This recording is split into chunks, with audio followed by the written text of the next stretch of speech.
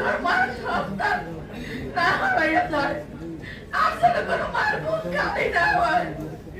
আমার কাছে এইটুকু আপনার কাছে যাওয়ার, সরকারের কাছে আমার এইটুকু আবেদন, যাতে দেশটা একটু সুন্দর হয়, গরিব দুঃখী চিকিৎসা পায়, যারা পঙ্গু অসহায় তাদের চিকিৎসার জন্য অন্যদের সুব্যবস্থা করে, সব পরিবারের জন্য যেন ভালো একটা ব্যবস্থা করে দেয়।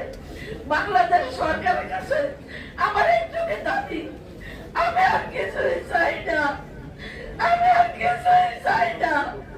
আমার মতো যেন আর কেন মারা না হয়। আমার একমাত্র সন্তান ছিল, আমার চিকিৎসা করত, আমার খেতে দিত, আমার ভালোবাসতো, আমার জন্য আমার ছেলেটা বিয়েও করে নাই। বাংলাদেশের জন্য সবাই বাংলাদেশের জন্য যুদ্ধ করে আম্মু, আমি কেন ঘরে বসে থাকবো আম্মু?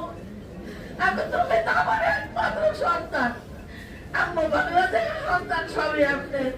আপনি যে মা, আমার ছেলে যে চলে গেল 5ই আগস্টে, আর ফিরে আসলো না।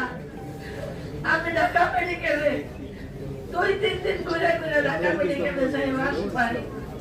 আমার তখন জ্ঞান ছিল না, পুরো আসমান মাথায় গোলস্থানে আমি শুয়েছিলাম, আমি কোনো সারা পাইনি। এবার ব্যারিস্টার ভাই আমাকে বললো, আপনি কাগজপত্র ব্যবস্থা করেন, জামাত ইসলামের সাথে যোগাযোগ করেন। আমি এইভাবে দুনিয়ার দিন কাটাই।